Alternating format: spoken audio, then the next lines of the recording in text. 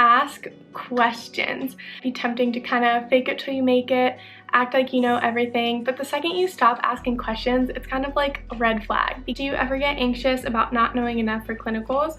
I'm starting my first year of PT at the end of August and I'm so nervous for clinicals, scared to look dumb in front of patients and PTs. Get comfortable being uncomfortable. You are not an imposter, you did not make it here by accident, and I am so proud of you. Very, very important piece of advice, which if you listen to anything in this video, listen to this piece of advice, okay? Ready?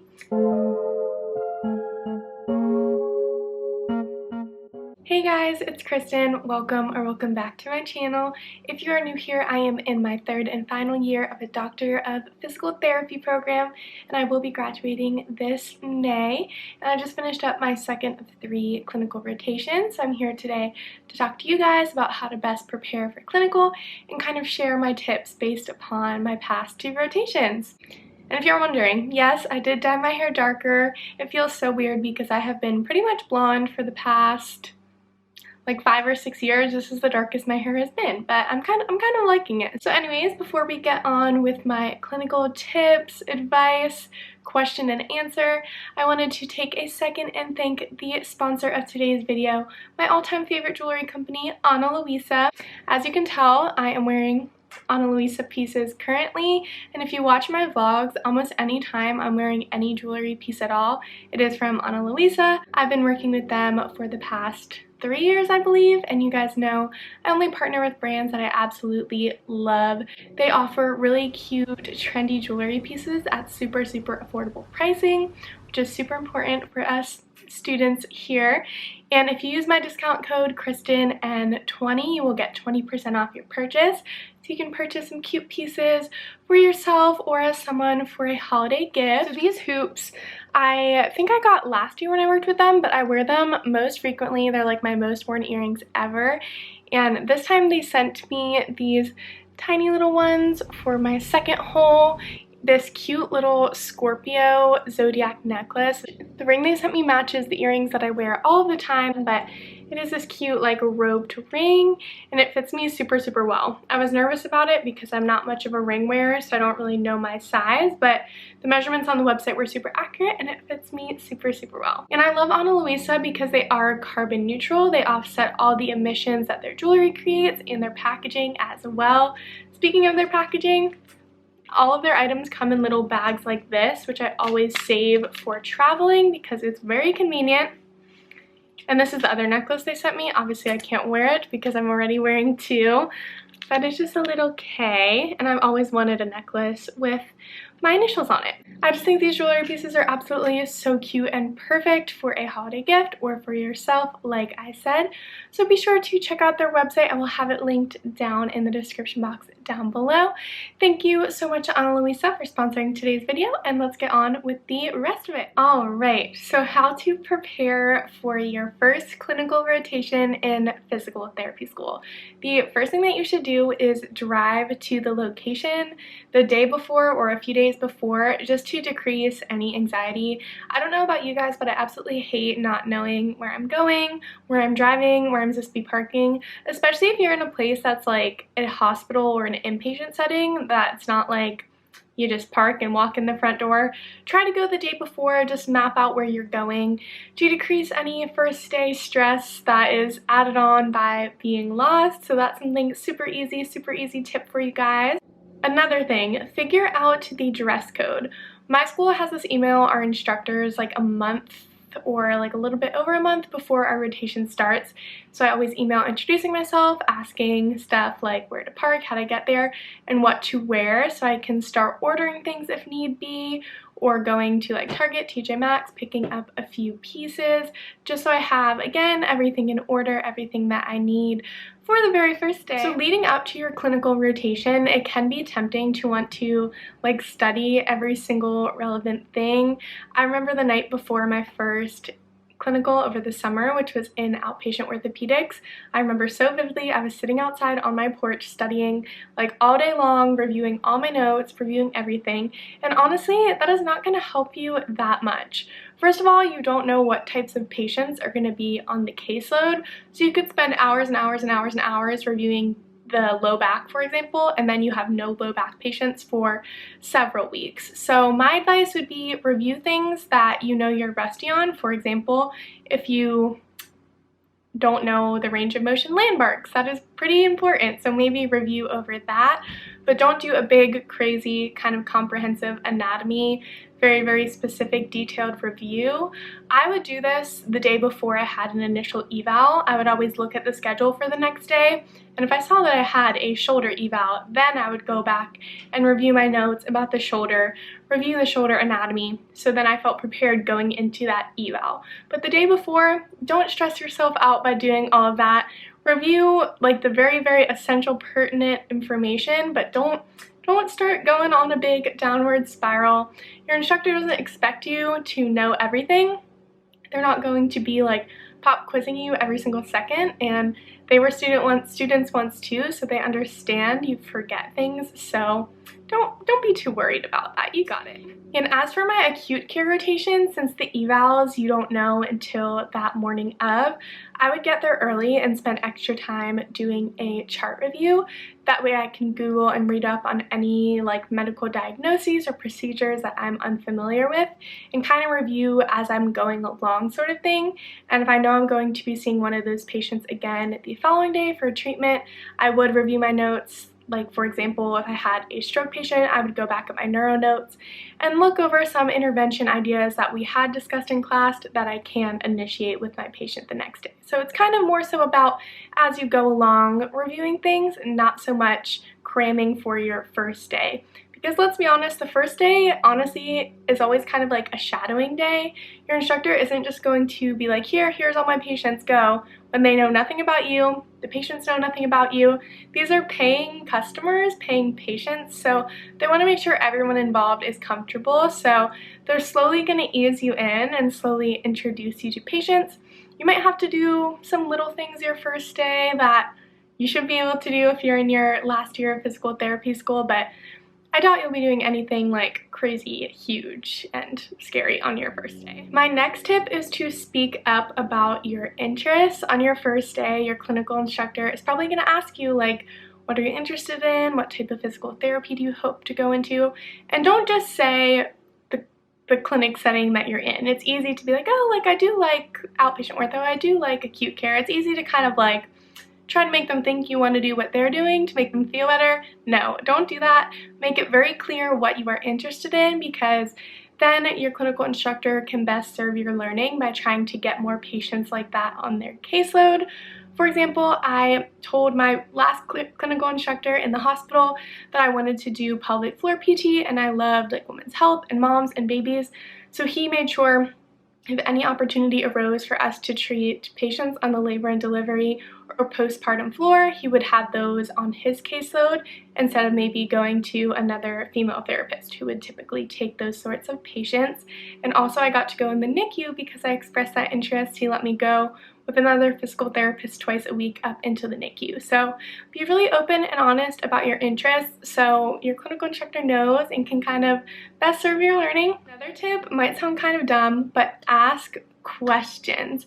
I know, like I said before, it might be tempting to kind of fake it till you make it, act like you know everything, but the second you stop asking questions, it's kind of like a red flag, because you're a student, you're not going to know everything. Even as a practicing PT, you're going to have questions, you're not going to know everything. So just ask as many questions as you can to your clinical instructor, to other therapists, to other, if it's OTs, speech therapists, just ask questions, keep being curious, keep Googling, keep reviewing, and that's the best way to learn, honestly. And kind of going off of that, if you have any skills that you know are kind of your weak area or you're uncomfortable with, for me, my first outpatient ortho clinical, I was not really comfortable with palpation and identifying structures.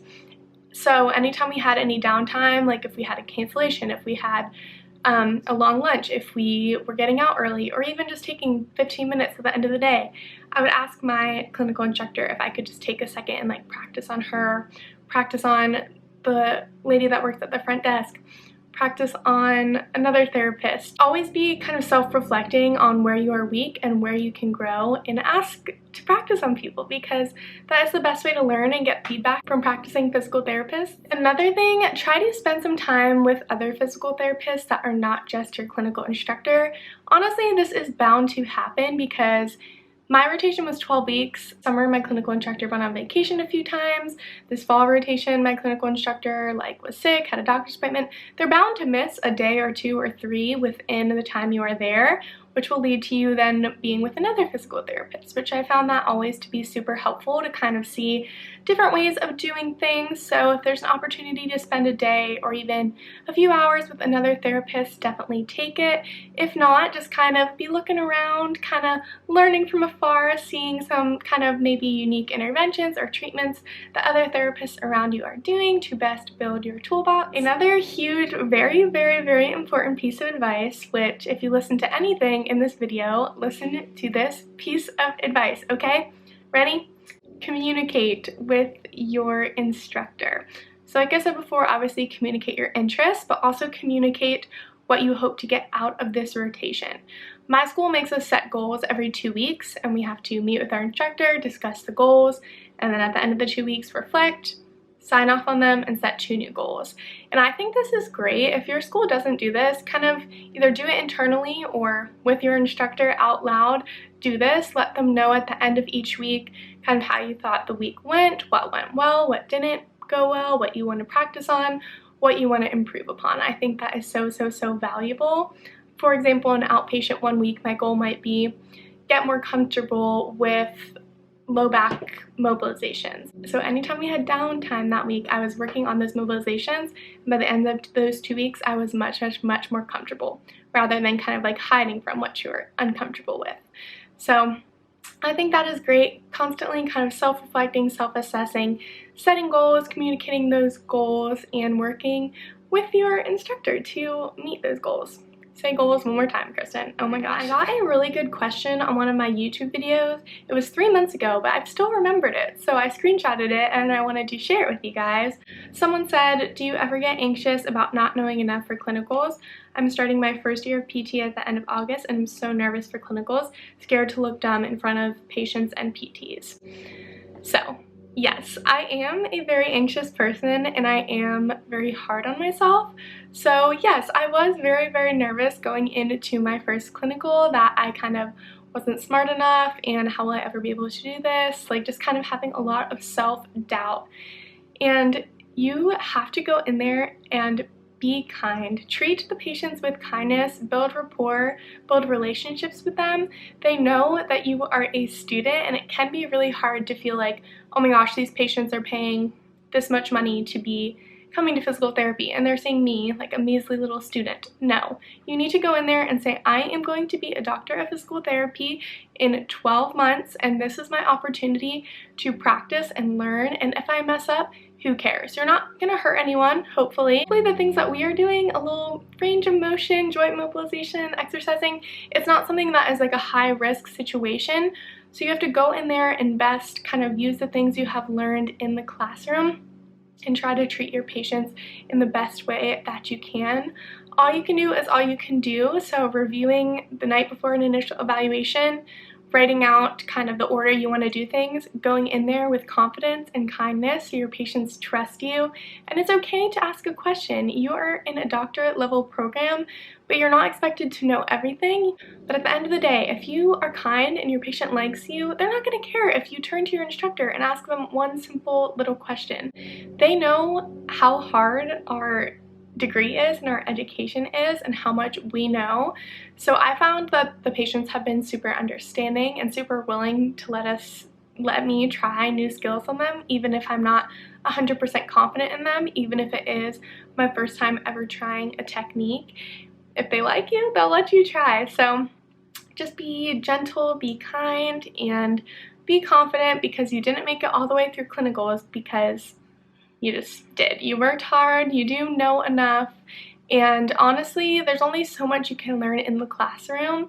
A lot of stuff, especially the hands-on stuff, for example, joint mobilizations, I feel like we learned 1 or 2 at each joint in school, and the first clinic I was at had all these different ways of doing it, all these new mobilizations.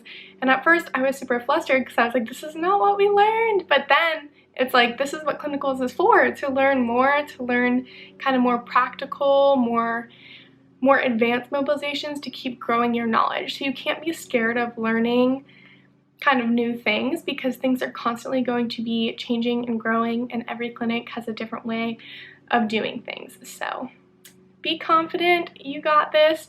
Imposter syndrome can be super real, and it's hard to just listen to me and say, be confident, you can do it, because I know it's a lot easier said than done, especially in a field like physical therapy where things are not so black and white, very like, oh, you have back pain and your MRI says you have stenosis, but oh, that's not actually what's causing your back pain. Like, it's much harder. Like, it's not an easy career path, and it's not easy to teach just textbooks. So know that you kind of have to struggle through the clinicals and the unsure to kind of really know how to best treat your patients in the future. So get comfortable being uncomfortable. And another good question I had is, how do you pick yourself up on those low days when you feel like you don't know anything?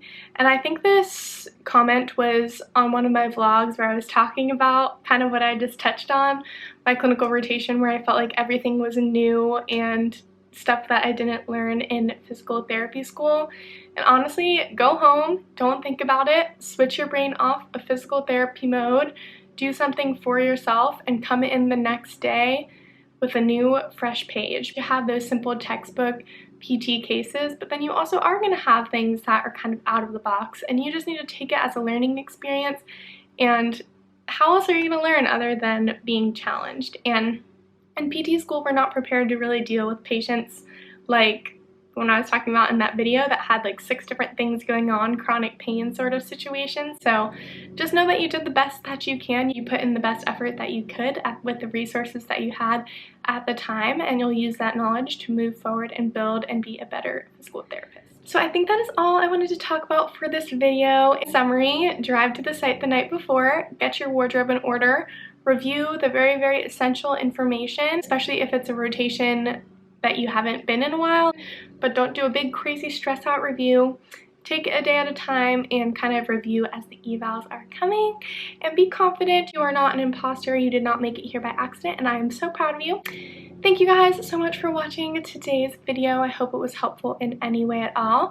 Thank you again to my favorite jewelry company, Ana Luisa, for sponsoring today's video. Again, be sure to check them out in the description box down below, and I will talk to you guys in my next video next Saturday. Bye!